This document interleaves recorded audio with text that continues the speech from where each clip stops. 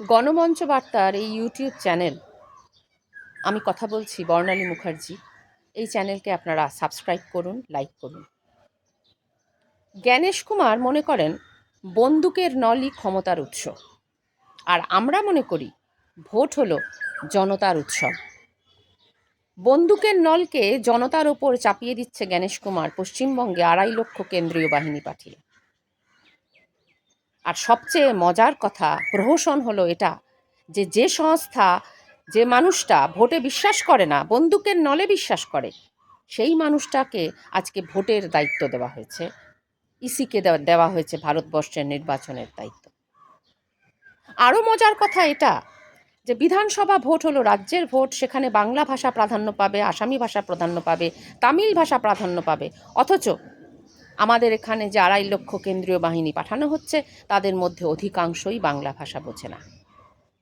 আসামে আজকে বিজেপি যে ন্যারেটিভ তৈরি করছে সেটা হচ্ছে আসাম বনাম কংগ্রেস। আর আজকে পশ্চিমবাংলায় যখন আমরা বলছি যে এই ভোট হচ্ছে বাংলা বনাম বিজেপি, গদি মিডিয়ার চোখ টাটাচ্ছে।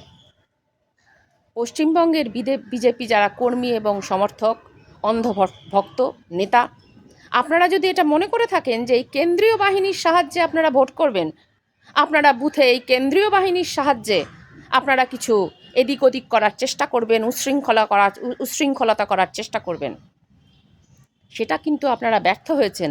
মন্ত্রী শশী পাজার বাড়িতে যখন উচ্ছৃঙ্খলতা করছেন, আপনাদের ওই অন্ধভক্তদের বোঝানো হয়েছিল কেন্দ্রীয় বাহিনী আছে, কিন্তু কেন্দ্রীয় বাহিনী যখন কিছুই করতে পারেনি, তখন আপনাদের নেতারা ইসিকে চিঠি দিয়েছে, নালিশ জানিয়েছে যে তোমরা কি করলে এতক্ষণ। অতএব আগামী 1 মাস এই কষ্টকল্পনা যদি আপনাদের করে থাকেন যে কেন্দ্রীয় বাহিনী আপনাদের সাহায্য করবে নোংরামি করতে, তাহলে ভুলে যান।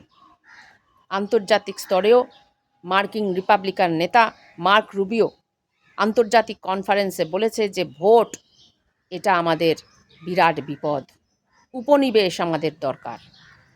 আজকে ভারতবর্ষে এই যে বিধানসভা ভোট, এই বিধানসভা ভোটের দিকে শুধু দেশ নয়, গোটা বিশ্ব তাকিয়ে আছে। বন্দুকের নল নয়, জিতবে জনতার উৎসব।